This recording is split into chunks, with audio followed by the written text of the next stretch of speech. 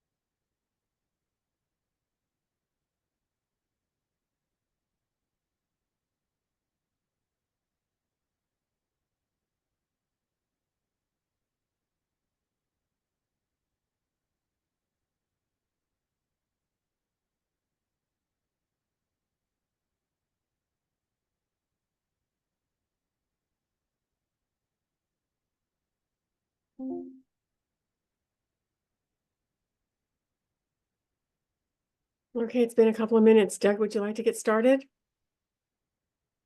Or wait a couple more minutes? Yeah, why don't we wait another minute or two? Okay, I've got 32 on my watch. right. Sí, muy bien, vamos a esperar unos minutos más.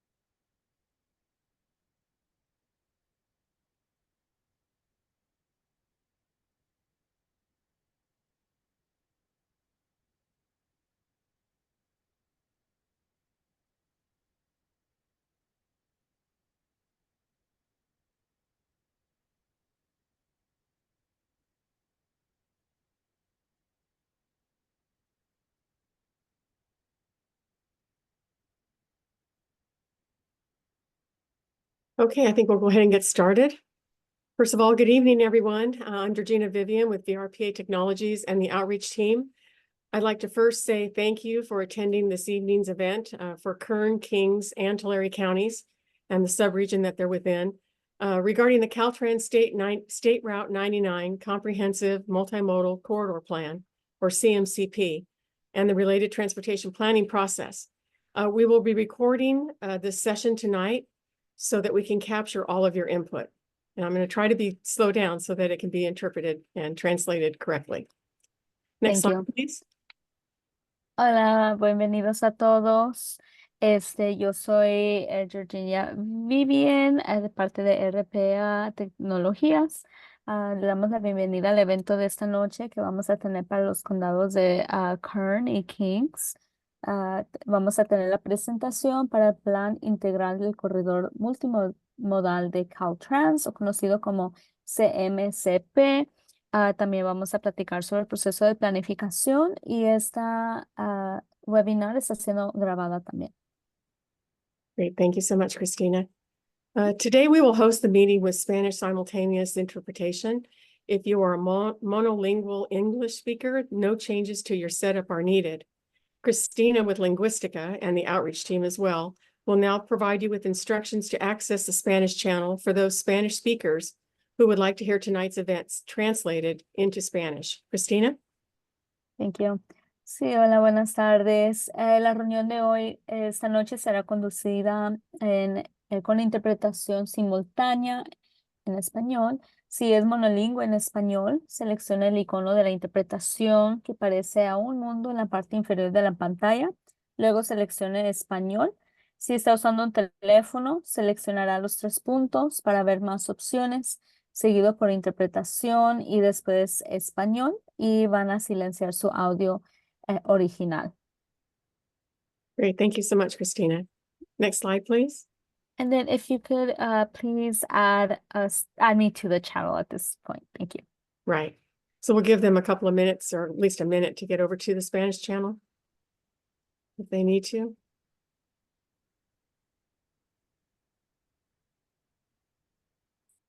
Okay, I would also like to review some other housekeeping issues. All attendees will be muted tonight during the session, and your video will also not be available during the event.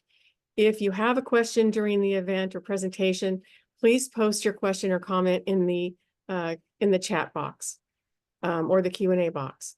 We will monitor the questions and present non-repetitive questions as they are added to the Q&A box and when the presenter is available to answer them as they're going through the presentation. Next slide, please. So there are several agencies and firms that are involved in preparing this important study, including Caltrans District 6, 10, and 3, and members of the Jacobs consultant team, including Jacobs Transportation, VRPA Technologies, AIM, and Linguistica. All of us have traveled and travel on a daily basis, some of us along State Route 99 for our daily activities, whether we're commuting to work or we're accessing jobs or services.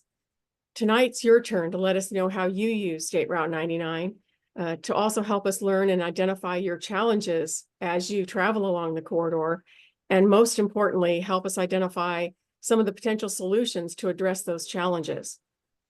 At this point, I'd like to briefly review the agenda for the remainder of the hour-long event. We have a full agenda for the session tonight.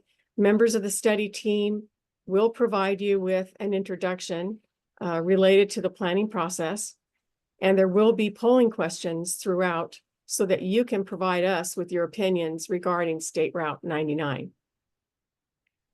We will also provide you with some background information related to previous planning along State Route 99 and with some additional information related to current conditions. It will also be important for us to learn about your solutions and what you feel the solutions or methods should be or that could be used to address challenges along the corridor. Finally, we will identify what the next steps in the study and planning process are so that you can continue to be engaged. Next slide, please. Katie DeMaio with AIM and the outreach team as well will load the polling questions as we move forward through the presentation. Our first question, this is the point where we would like to get a sense of where you live in relation to State Route 99 and along the corridor. If you are here with us in person, we would ask you to sign in and provide your zip code. But instead, we're not together, so we're doing this virtually. We're asking you to please provide the city and zip code where you currently reside in the chat box. That would be great if you could do that. We will give you a couple of minutes to do that. So again, your city and your zip code.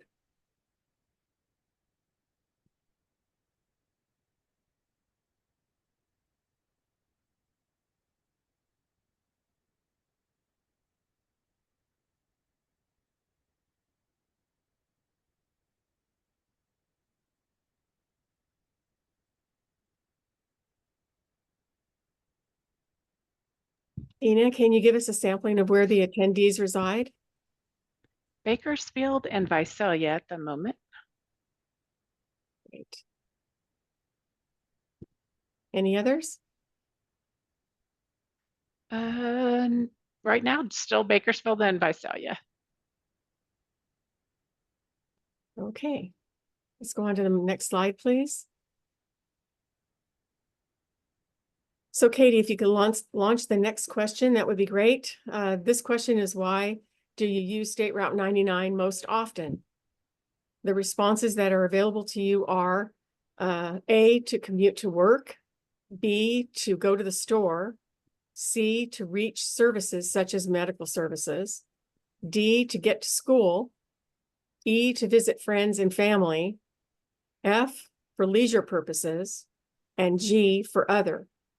If you choose G, please identify your answer other than these that have been provided in the chat box. That would be great.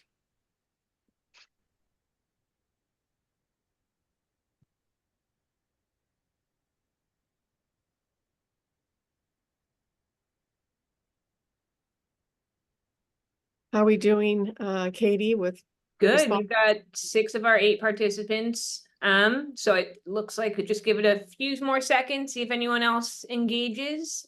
Great. Thank you. And looks like we're good. So I'm going to share the poll. Sounds great. So looks like we have a tie between commuting to work and visiting family and friends, and another tie between reaching services such as medical services and then leisure purposes. And let me see what the last one is. Were there any other answers in the chat box, Dina? No. Okay. Sounds great. Thank you so much, Katie. I will now turn the presentation over to Alec Kimmel. He is the branch chief for system planning with Caltrans District 6. Before you get started, Alec, maybe you can provide some discussion about why you use State Route 99 and why it is important to you. Alec? Thank you for that introduction, Georgina. So having lived in Fresno area most of my life, I utilize the State Route 99 corridor regularly. There's a specific segment between the junction with State Route 180 and Olive Avenue that I use almost every day to get to and from work. In a word, 99 is home to me. It has connected me and my family to destinations north and south of Fresno for as long as I can remember. My career as a transportation professional has enhanced my own personal experience with an appreciation for how 99 is truly the lifeline of our valley. And while growing up, I took the agricultural industry on the corridor for granted. After a recent drive across the American West, I realized how special it is. So with that, I would like to welcome everyone to the initial round of the virtual public workshops for the State Route 99 Comprehensive Multimodal Corridor Plan, or CMCP.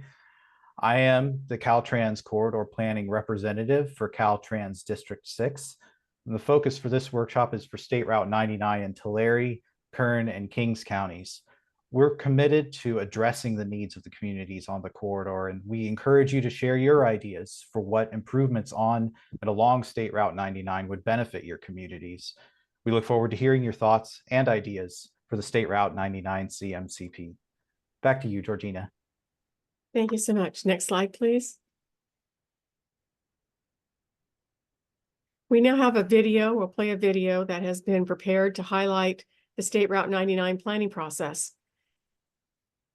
Phil, it will be very informative.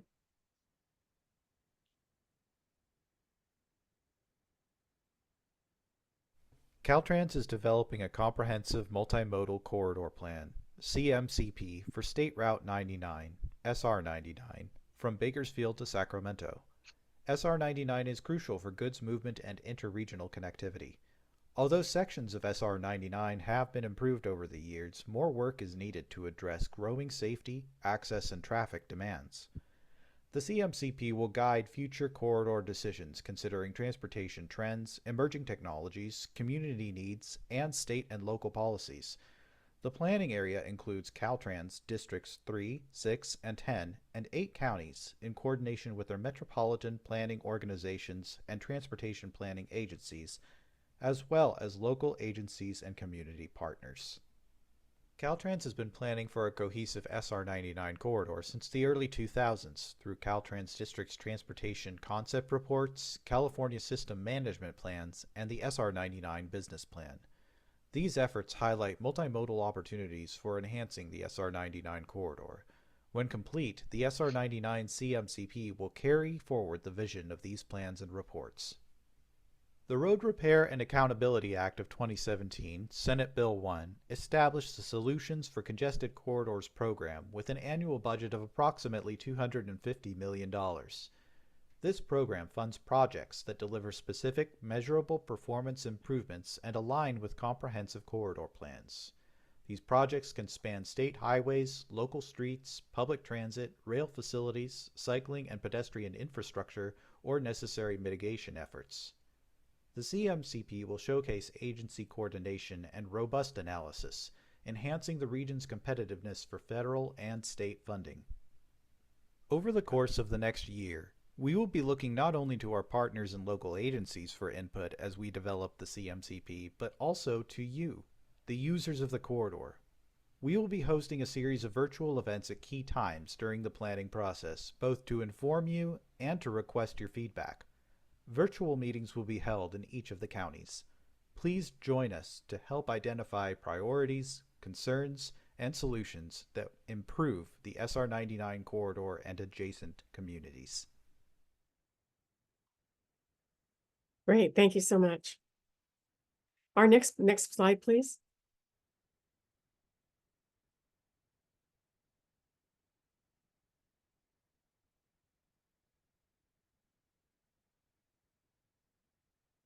Our next presenter is Seth Torma. He's the planning practice lead with Jacobs Transportation. He will present information on the background planning process at this time. Seth? Thanks, Regina. Hi, everybody. Seth Torma with Jacobs.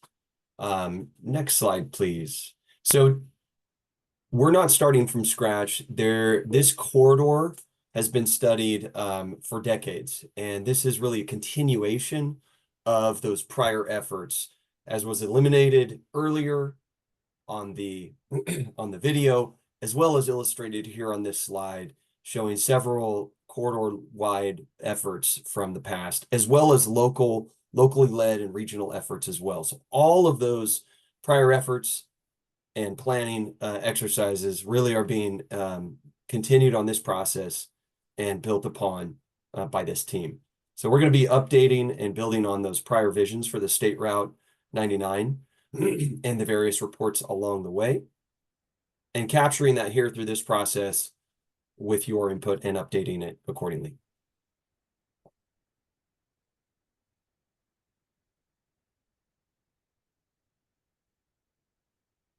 A little bit more about the background and what a CMCP does. The 300-mile corridor knits together various communities, cities, counties, plans across the boundaries. From the north, US 50 in Sacramento, US 50, to the south of Bakersfield in Kern County, where it connects to Interstate 5. And the focus of this plan is not just going to be about highway improvements on the SR99. It's going to look at a multitude of what we call multimodal recommendations along the corridor. Multimodal could include things like bicycle, pedestrian improvements, rail improvements, transit improvements, and other things that we may hear from you and the communities throughout the corridor. Importantly, the plan will align with federal, state, and regional goals and plans. And so that key alignment is important to us in carrying that forward to reflect each of the community's priorities and long-term goals. Finally, it's important to also recognize the critical backbone that this includes for moving freight along the corridor, and how that both supports the economy, but also impacts and affects the communities that it transverses. So it's a very unique corridor, and we're going to be acknowledging that uniqueness and its differences from south to north in very urban and rural settings. Next slide.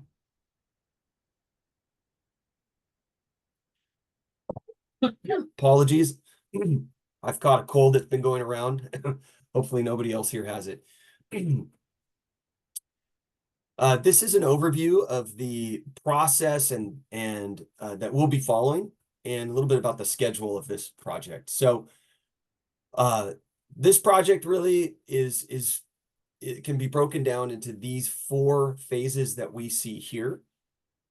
That first phase is really what we've been working on up until this date, was just really defining the corridor characteristics. That means trying to really just understand that corridor, listening and learning about the corridor, both by having discussions like we're having today with the people that live, work, and play there every single day, but also analyzing and collecting a lot of data and then throughout this 300-mile long corridor. The second step of or phase of the project is really then analyzing that information gathered to understand what issues, what opportunities, what challenges, what gaps exist along the corridor. That's further informed, as you can see, by these meetings that we're having over this entire month, these virtual public workshops to help inform that analysis. So we're beginning asking you very specific questions here today to help inform that. The third phase of the project is to identify solutions, identifying transportation projects,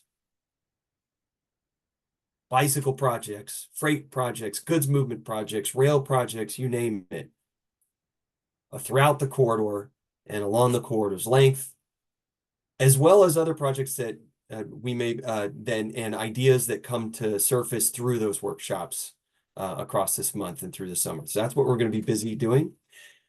We'll support that again and bring that back in a similar workshop setting the winter 2025. So this winter coming up, we're going to be bringing that back to the community to show the ideas and the solutions that we've come up with. Hopefully, if we've done our jobs well, you'll recognize some of your own input at that time.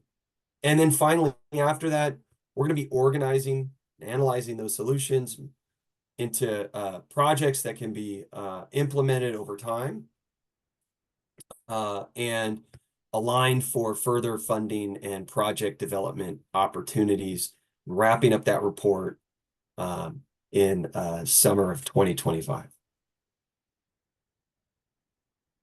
Next slide. I think I pause here for translation for a moment. Right, just give the attendees in the Spanish channel a chance to read through this.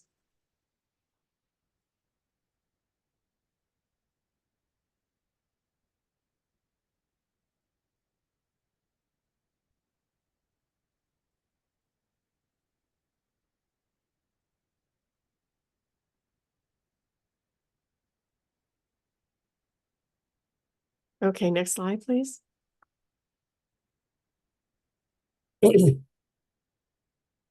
So to guide us on our path through each of those phases,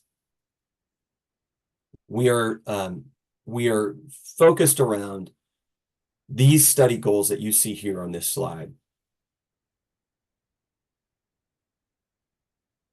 So each of these goals is have been developed and will be used to analyze and evaluate ideas and solutions that we come up with, help prioritize these, and develop them in the first place.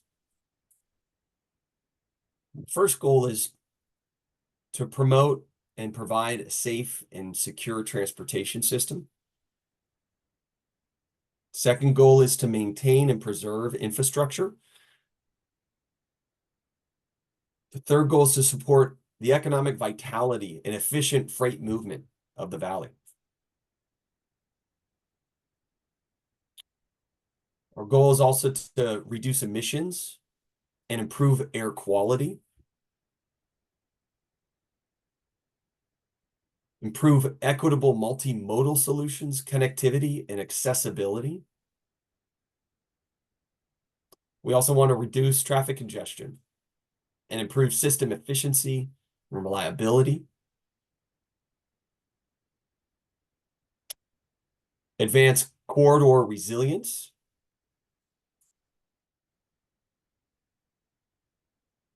And mitigate climate change impacts. Improve public health, the quality of life, livability, natural resources, the environment along the corridor. Advance clean technology, smart infrastructure, and plan for emerging technologies. And finally, to promote sustainable land use, support affordable housing throughout the corridor.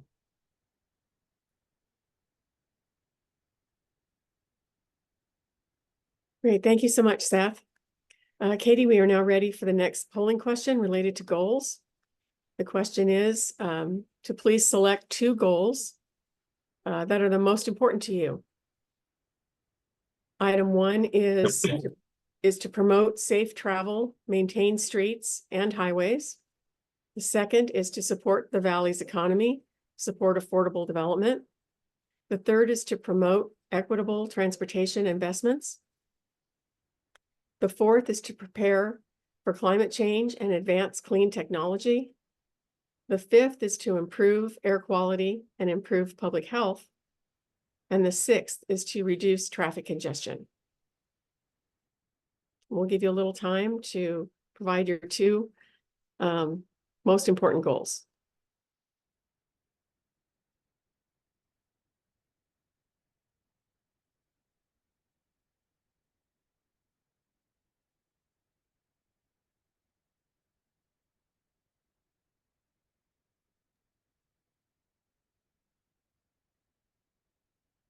Almost there. We better have 5 out of 7. We'll just give it another second or 2.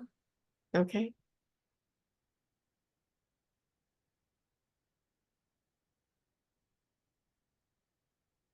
That looks like it's it. All right, we had 5 responses. Let me share it now. Great. So we have a tie between support the valley's economy and supporting affordable development, and then also improving air quality and improving public health. 2 great choices. Thank you so much, Katie. Next slide, please. Our next presenter is Doug Johnson. He's a principal transportation planner with Jacobs Transportation. He will present information on existing conditions and the identification of potential solutions to improve State Route 99. Doug? Thanks, Georgina, and good evening, everybody. I just want to reiterate those before me, thanking you for your time and for being here this evening. No doubt, as attendees here, you're well aware of the Valley's rapid growth over the last 20 plus years, with annual growth rates over 1% in nearly every county since 2000, and with Sacramento County alone adding 350,000 new residents. Looking ahead, we see a number of counties estimated to continue to see strong growth, while growth is anticipated on the population side to slow in a number of counties, looking forward in those forecasts. Next. The job story is quite similar in looking back. Again, seeing large amounts of growth across the board in every county, led by 40% changes in both San Joaquin and Kern counties, and very large numeric growth in Sacramento, among others, which will ultimately, I think in the future, will reshape the valley, especially looking at that trend going forward, where we are anticipating to see steady growth in jobs, despite the decreased forecast for homes in the future. Next slide. Another big part of the story as we get familiar with the corridor, this 300-mile long section of State Route 99, is the diversity of transportation systems and operators that run in this corridor. So for starters, this map is showing the variety of state and federal highways that operate in that intersect with and constitute the valley's highway network. Important to note that a number of these state routes and other roads provide critical connections to places like the high desert via Tehachapi Pass, the Grapevine into Southern California, obviously the Altamont Pass, as well as 152 into Southern Silicon Valley. So we recognize the system is complex. Next slide. And as we look at that highway system, we see the extended rail network that intersects also with the valley's communities.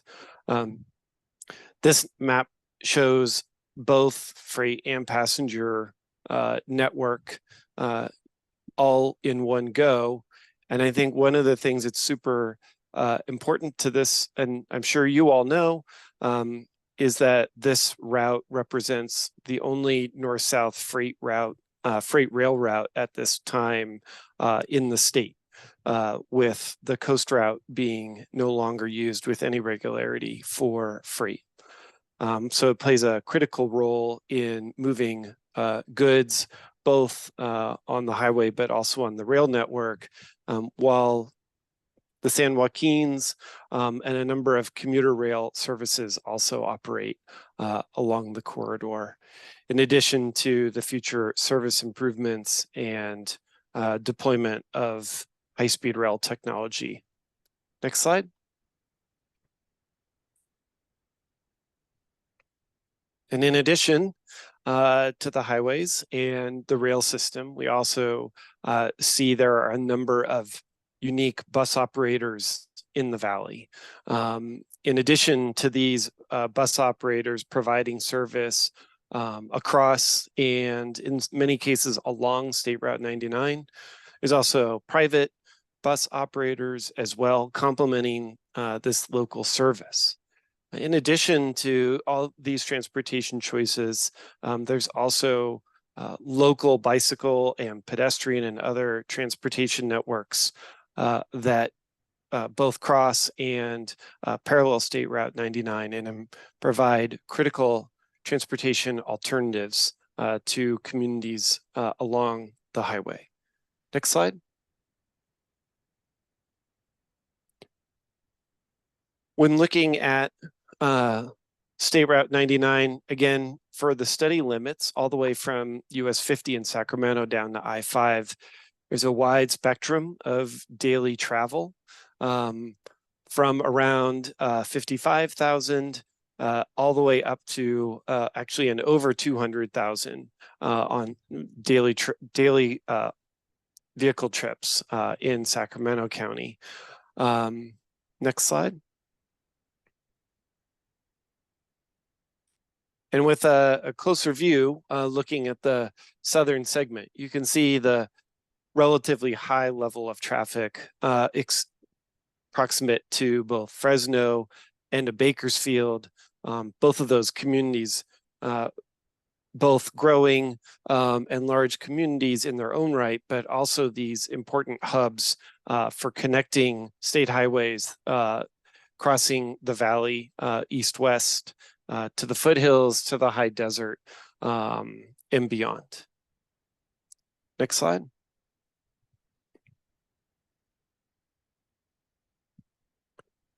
As Seth already mentioned, next slide, Phil. Oh, yeah, sorry. As Seth already mentioned, the valley is responsible for a massive amount of the nation's food production and sees heavy truck traffic throughout its length. Over 25% of the nation's food production originates in the Central Valley, with over 25 million tons of goods being moved annually between Bakersfield and Sacramento, with some of the busiest segments on the state highway system connecting to the state highway system between Bakersfield and Tulare, between Visalia and Fresno, and Modesto and Manteca. In addition to farm products, food and beverage, consumer and manufacturing and durable goods are also moved frequently in the corridor, which is part of why this is one of the highest priority freight routes for the state and for Caltrans. Next slide. Looking at those truck volumes, you can see the intensity of use on State Route 99 around Interstate 205 and Manteca. The relatively high use also in Fresno and Bakersfield, and then connecting down to I-5 as well, and the Grapevine. Next slide. We'll hand it back to Georgina for our next polling question. Great. Katie, we're now ready for our next polling question related to challenges traveling along State Route 99. The polling question is, what are the top 2 challenges that you find traveling on or across State Route 99 in your community? So number 1 is development of new homes, jobs, and infrastructure impacting trips. 2 is high truck volumes and congestion. 3 are high volumes of truck traffic and goods movement. 4, unsafe roadways or infrastructure, and or intersections. So unsafe roadways or intersections. And then 5, do I have alternatives to driving by car? So right now it looks like we're getting some great answers. Looks like everyone is concerned about high volumes of truck traffic and goods movement. So far anyway.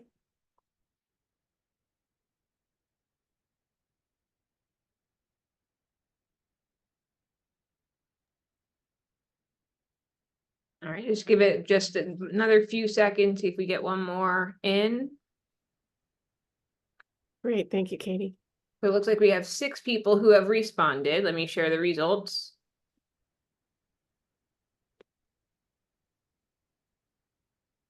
Great, so it looks like high volumes of truck traffic and goods movement, again, is the clear winner. We have a tie between high traffic volumes and congestion. And then, do I have alternatives to driving by car? Followed by unsafe roadways and intersections. No one chose development of new homes, jobs, and infrastructure impacts. Great, thank you so much, Katie. So Doug, you're going to now provide some slides on solutions. Thanks, Georgina.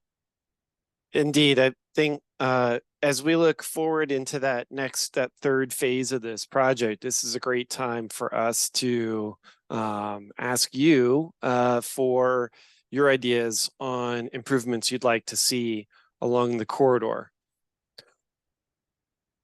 I think one of the things to note is that, and I think this has already been highlighted is that there is already a substantial amount of work going into providing improvements to travel and travel options in this corridor.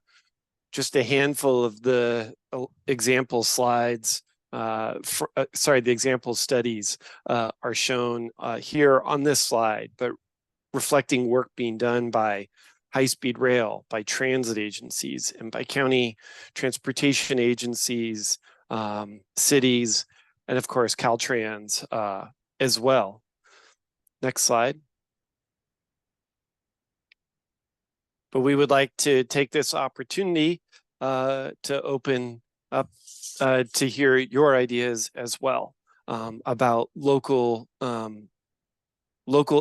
thinking of those local impacts and opportunities you might see to share them with us. Some of those Georgina?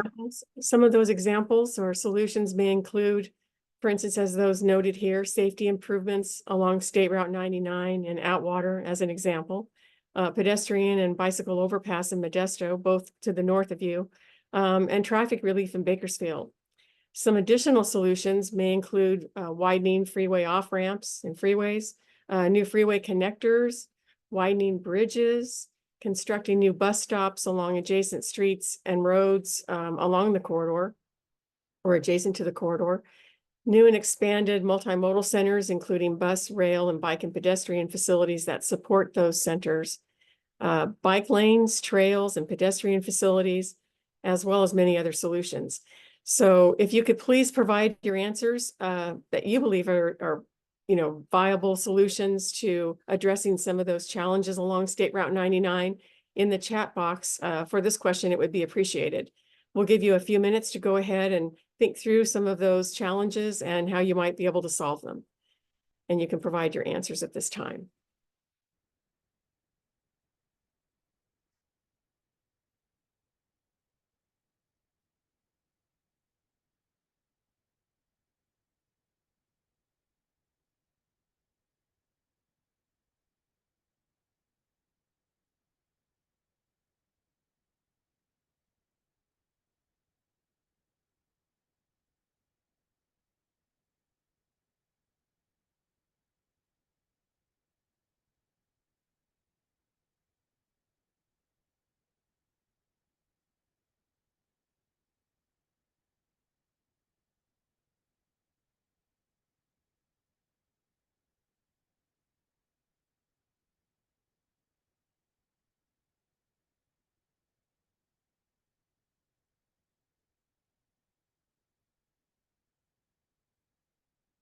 Dina, would you like to list some of those solutions that the attendees have identified in the chat box, please?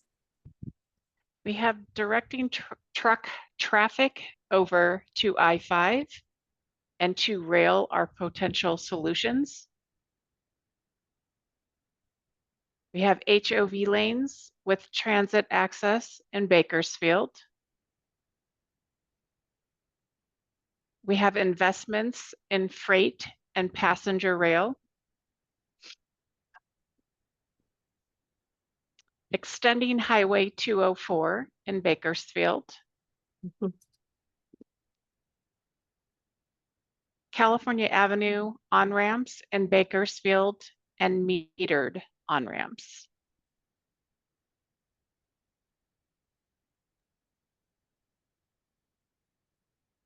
Any others? At this moment, not anymore. We have one question. Well, we have a question for after this question is finished. Okay, great. I'll give you one more minute to provide any additional solutions in the chat box.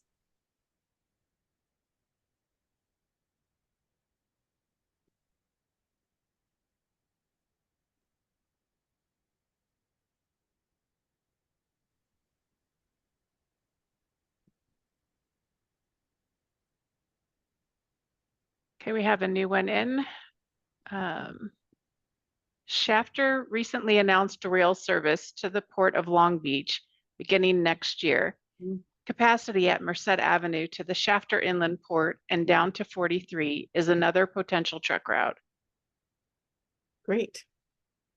Doug, would you like to answer the question that's in the chat box at this time?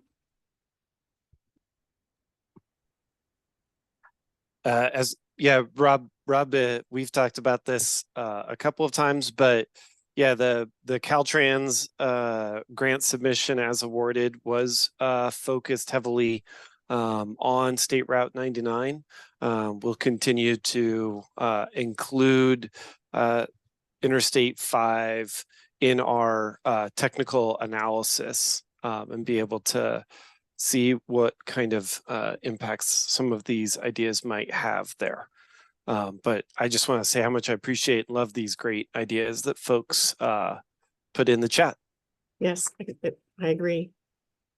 Great to have their input. Next slide, please. So what happens next? Next slide. There are 8 total meetings in this round of community events or forums that we're conducting. If you have friends or family or colleagues who may even reside outside of this subregion and live further to the north, who might be interested in attending one of these events this month, they'll all be held in June. We would really like for you to share this information with them. We will email the invites for all of the other meetings to you following tonight's meeting so that you have them and you know when they're going to occur. Following this set of community events and forums, we will thoroughly review all the feedback that you provided tonight, as well as other events and forums to be held this month, as I mentioned before. And following the conclusion of all 8 sessions, the team will create an outreach report. Next slide, please. So as you can see on this slide, and you've seen this slide previously, Seth went through it, the first 2 arrowed areas to the left have been basically completed. So the corridor has been defined, the corridor characteristics, and the gaps and opportunities have been defined. And of course, we're conducting these events this month. Still to come, as mentioned before, the next amount of work that will be done will be focused on identifying solutions, and your solutions that you've provided us tonight will be very helpful in preparing that particular section of this planning study. And then finally, developing the implementation plan. All of that will be completed by the spring of next year. The 2 additional tasks, the identifying solutions, will be back to you, as mentioned previously, this coming winter. So late 2024, early 2025. And again, with the same type of virtual events, and receive additional input from you regarding those potential solutions. Next slide, please. So if you have other questions or comments after tonight's session, please call our hotline number. It's provided there, 559-272-4561. Or you can email us at the email address shown, which is sr99cmcp@dot.ca.gov. Please follow the directions when you are using the hotline, and we will return your call or send a response to your email within 72 hours or 3 working days. Regarding the information and videos that we presented here tonight, and the outreach report, which I just mentioned, we will follow up with an email to let you know when and where to find those materials online. Next slide, please. Since we do have some additional time available, we've got about 12 minutes before this session ends, we can open it up to talk and have a discussion about additional solutions or additional challenges that you might feel you would like for us to know about. So at this time, Katie, if you could allow those in the the attendees to go ahead and unmute them and let them go ahead and ask any questions. So if you could raise your hand and let us know if you have any questions, and we'll try to answer them the best we can.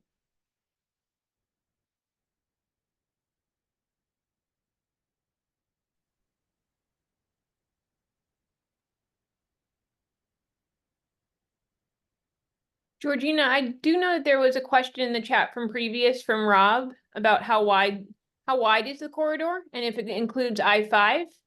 Great. And I see we have an additional question from Rob. Yeah, Doug had responded to that question. The answer is the study does include, looking at the effects on I-5. However, we are specifically reporting on SR99 itself, and that's where the focus is. Right, And then Rob, I see your hand is up. right. Rob has another question. More comment than question. Thanks for putting this together. Appreciate the work and the effort and opportunities. The corridor, and I'm speaking as a resident, not as a member of the MPO here in Bakersfield. But the corridor is heavily truck traffic, particularly at the south end. And if you look at that truck traffic, half of it is passing through the region. And so the issue with potentially tolling freight or tolling passenger travel in the South San Joaquin Valley means that you're just going to push that traffic over to I-5. And to not look at both corridors it is with blinders on could lead to policies and efforts that have unintended consequences. And so I strongly encourage and urge you guys to look at the whole corridor and not just the other highways in the corridor, but rail service within the corridor, how we can do things to maximize the use of high-speed rail, maximize the use of intermodal freight. And the solution, particularly if it has any sort of congestion pricing related to it, needs to be looking at all the corridors, or you're going to end up pushing a bunch of trucks onto Highway 65 or 43 or worse yet, local county roads, and that were not designed for that level of truck activity. And so to just say, hey, we were only funded to do 99, that's not the right answer here at the south end of the valley. Maybe you can get away with that up in Sacramento. But down here at the south end of the valley, we have a network. We don't have just a corridor, we have a network. And that network is heavily influenced by 58 and I-5 and the connections there. And you guys need to be looking at this as a corridor web, and whatever you do, particularly in terms of pricing, limiting is going to have an effect on other corridors. So I just strongly encourage you guys as you move forward to keep that in mind, that the potential to end up pushing traffic somewhere else in an effort to try and fix 99 with your blinders on. Rob, I'm really glad that you said that. I want to make sure we clarify what we're doing on this study. So first off, you mentioned tolling or congestion pricing. At this time, those are not ideas we are exploring at all. So I want to be clear about that. Secondly, you mentioned looking at it as a network as a whole, including I-5, as well as parallel arterials, highways. You mentioned the rail corridor and the high-speed rail corridor. All of those, that network look at this 300-mile long corridor is absolutely a part of what we're doing, because for exactly that reason, Rob, that whatever we do, whatever ideas are implemented or tested on the SR99 have a network effect that goes beyond the SR99 itself in a much broader influence area. And so to be clear, the graphics that we're showing statistics on the SR99 and graphics accordingly. That being said, we're also, through this study, looking at the network effect that has on the valley as a whole in terms of those parallel routes, arterials, highways, and other important modes as well. So I want to make sure that was clear to you. Thanks, and appreciate that recognition of the network. Just a couple of examples. State Route 204 goes right by the high-speed rail station, planned high-speed rail station in Bakersfield. There needs to be an HOV bus access to that station that gets onto 99. To not look at that as a part of this study would be a travesty. You guys need to be doing that for every high-speed rail station up the valley. Same with the Shafter Inland Port. Truck access to the Shafter Inland Port from 99 means that you're now providing options for trucks to transfer their loads to rail. We have 23,000 trucks a day going over the Tejon Pass over I-5 at the south end of the valley. That is a huge number, and every truck you get off that, you're saving the wear and tear that's roughly 3,000 to 10,000 cars per day, and that is just so huge for potential savings for maintenance as well as for safety of the corridor. So I just can't emphasize strong enough that your maps and your analysis needs to look at how people can get off 99 and connect to these intermodal hubs, whether it be for passenger travel or freight.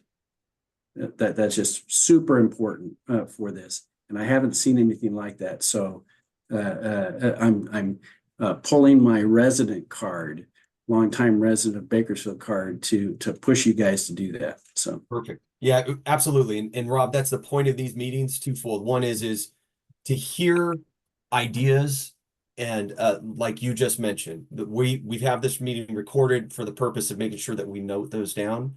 So that's number one. Those are ideas that you will see show up. So we appreciate that in the next round of these. So that's what these meetings are all about, is getting ideas like that. And number two, if it wasn't clear, we need to make it more clear that is exactly what this study is about, is looking at opportunities, and there are slides that illustrate those intermodal ports that you're discussing, and looking for opportunities to improve access to those distribution centers, to relieve some of the traffic and provide as many opportunities to do so along the corridor in a holistic sense, is absolutely what this is about as well. So we'll make sure to do a better job of communicating that moving forward as well. But I want to assure you that is exactly a part of this study and the charge that this team has to help solve. And thanks for that. And also, one of the key focus areas or goals was the economic, developing the economic community within our region. And here at the south end of the valley, not only are we seeing a curtailment in investment in oil production, but we're going to see a 40% reduction in the ability to pump groundwater, which means 40% of our ag land is going to go fallow. And so property owners, farmers are looking for other things to do with economically, and they're converting their land to groundwater recharge basins, to the solar fields, to warehousing. These things are and the potential issues with the additional truck activity and the importance of 99 for that is just through the roof. And we need to not just attract warehouse jobs that have just a bunch of low-skilled, low-paid jobs. We need value-added manufacturing, and there's a lot of reshoring going on. And that value-added manufacturing needs goods movement access. And so the entire San Joaquin Valley needs this. And 99 having access to goods movement, maybe you don't need it as much up near Sacramento, but having access to that goods movement is just so critical for our region to be able to somehow have a hope of transitioning Kern County's population, even though going back to 2000, we were like the second fastest growing in the San Joaquin Valley. For the past 5 years, our population has been flat, simply because the state has talked about decreasing oil and ag ability. They haven't really set all the regulations yet. And just the talk about it has decreased. At one time, we were projected to surpass Fresno until about 5 years ago, when the state created policies that are negatively affecting our region. And to not look at all of the potential issues would just be a travesty with this. You guys need to step up and show how you guys are going to be able to deliver projects within this region that are going to help us shift our economy to higher paying jobs, higher wage jobs within our region. Good living wage jobs is what we're looking for. And so I can't encourage that enough. And I'm feeling very passionate about it because, well, imagine those of you in Sacramento, if the state adopted laws that moved the state capital to the geographic center of population to someplace else within the state, and all those jobs were pulled out of the Sacramento region and put someplace else. All of our jobs have been pulled out and sent to Texas and to others because of state policies. The state needs to counter that by providing an economic engine down here that allows us, and that economic engine that is most likely to occur is one that has